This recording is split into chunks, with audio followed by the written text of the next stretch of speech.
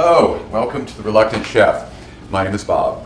In The Reluctant Chef Kitchen, we generally focus on both the nutritious and the delicious. Today we're actually going to sort of put nutritious in the back seat, and we're going to focus on delicious.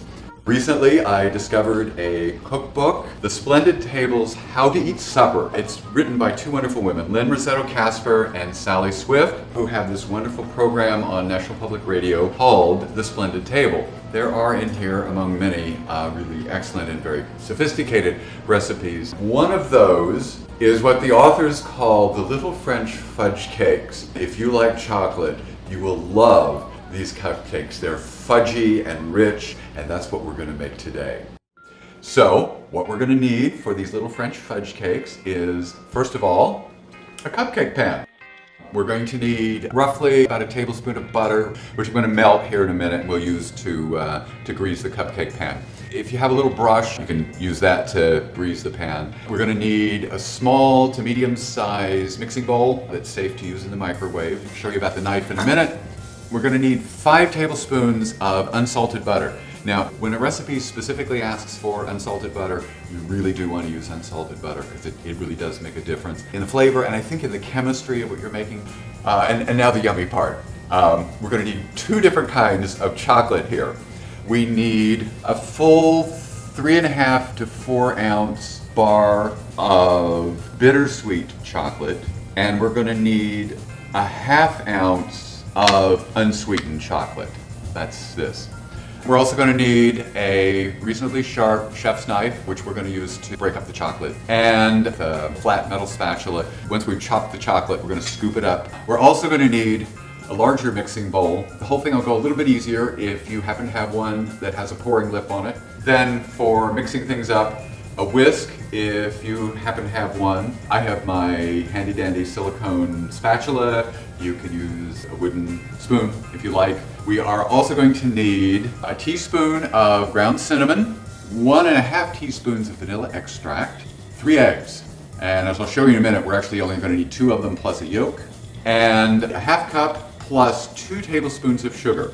Here we have it's just 1/8 of a teaspoon of salt. 3 tablespoons of unbleached flour. And again, in baking, if the recipe says unbleached flour, then you probably do want to do that. And then we have yet more bittersweet chocolate, this time 1/2 of a 3.5 ounce bar. Then we have our pot holders. So I've got them handy when it's time to pull the pan out of the oven. And a knife, which I'll explain in a little bit.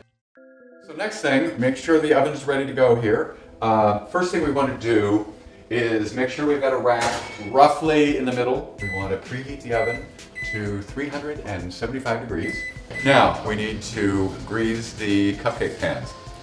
And what we're going to do is I'm going to put this roughly tablespoon of butter in the microwave for about 15 seconds. If you have a little brush like this, all you have to do is dip it in there. I find it easier to just dip a clean paper towel in it, swirl it around, make sure I get it on the bottom as well as the sides. When I make this recipe, I go ahead and butter all of the cups just to be sure that I don't have to stop at the last minute and butter one that I missed. And now we get to go to the fun part, and that's chopping up all this wonderful chocolate. If you happen to have a larger knife like this that has a little bit of a curve to it, we just rock the knife across the chocolate. It's very easy to break it up into little pieces. And then I'll sort of go across it a time or two like this. These are a little bit trickier because they're thicker, but same thing. Just sort of rock the knife across the chocolate. And let's get a little more. There we go. Now, we're going to need 5 tablespoons of unsalted butter. What I'm going to do is saw right through the wax paper on the stick of butter and plop it in the bowl where we're going to need it. So this is where the spatula comes in. It makes it a lot easier than trying to pour it in from the cutting board. You just kind of scoop it up, dump it in the bowl with the butter. Then put this in the microwave for 2 minutes. In the meantime, we can go ahead and start assembling the rest of our ingredients, which we're going to do in this larger mixing bowl. What we're going to do in order to get exactly a half cup plus 2 tablespoons of the sugar is we'll scoop up a half cup, then we'll take our knife and slide it across, and that way we have an even half cup of sugar. Our 2 tablespoons, we use the same approach. Get a spoonful, scrape it off along the top of the spoon, and that way we have exactly 2 tablespoons of sugar. We will pour in our vanilla extract, our ground cinnamon, our 1/8 of a teaspoon of salt. We're not going to do the flour yet. That comes late in the process. Now, what this recipe calls for is 2 whole eggs plus 1 egg yolk. There is a handy dandy little strainer thing that you might have that in fact you dump the egg into and let the egg white drain off. I don't have one, so I just drain it in my hand.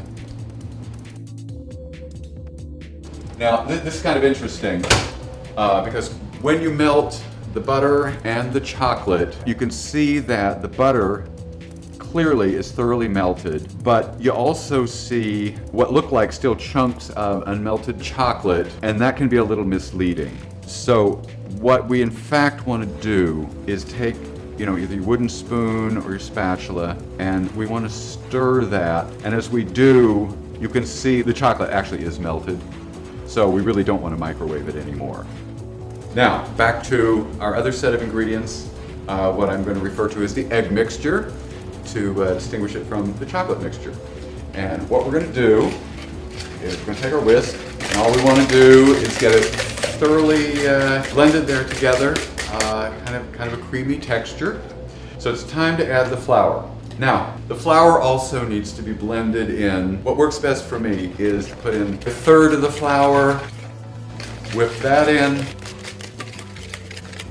Yep, that's good. So then I can just dump in the last of the flour. You can dump it all in at the same time. It really doesn't make any difference.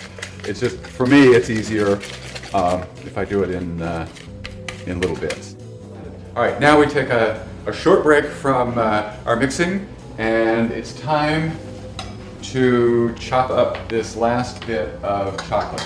Now, we could have done it all at the beginning. It's just easier to keep the last part, the proportion of it, right if we wait until the end. Okay, we're almost there. We're just going to pour all that luscious chocolate butter mixture in with the egg mixture. And all we got to do, mix that up. There we go. I've got that all thoroughly blended together. Wonderful creamy texture and just chocolatey as can be. Now we're going to scoop in yet this last batch of bittersweet chocolate. And the reason we do this down toward the end is because in fact what this is going to do is give us little pockets of fudge when our cupcakes are finished. So we just want an even distribution, so every cupcake gets its fair share. And the other thing I want to try to do is break this off the sides so we don't lose any. So now, next step, pour the batter into the cupcake pans. Now, because of that wonderful texture of that chocolate and the way it flows, we want to fill each cavity about 3/4 of the way full.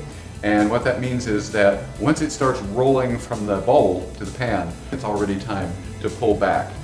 We'll end up overfilling the cavities. So it's time to put them in the oven. Now, the length of time it takes to bake depends on a number of things, including the kind of pan you use. This sort of dark gray kind of pan usually takes between 16 and 18 minutes for them to get perfectly done. A shiny pan takes a little longer. What I always do to be on the safe side is set the timer for the low end of what I think is the proper baking time, which I think for these is between 16 and 18 minutes. And then after 16 minutes, I'll pull them out, test them for doneness. And can you see that? That's more than just a streak. That's sort of a glob. We're gonna have to put them back in for 2 minutes.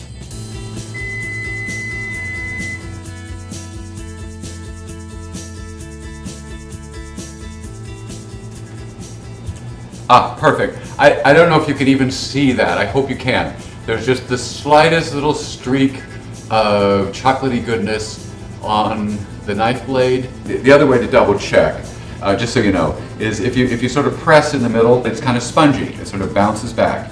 And that also tells me that it's done. 5-10 minutes, and they're ready to pop out of the cupcake pan. I wouldn't eat them right away. You want to wait 15 minutes or so because there is a lot of really wonderful gooey chocolate in there and you don't want somebody to burn their tongue. Now, all by itself or with a scoop of ice cream, it's just a wonderful dessert. Isn't that lovely? And of course, what you'll find when you bite into it, it's rich and fudgy with all those wonderful ingredients that we worked with. So anyway, with that, I leave you with my very best wishes and I hope you enjoy.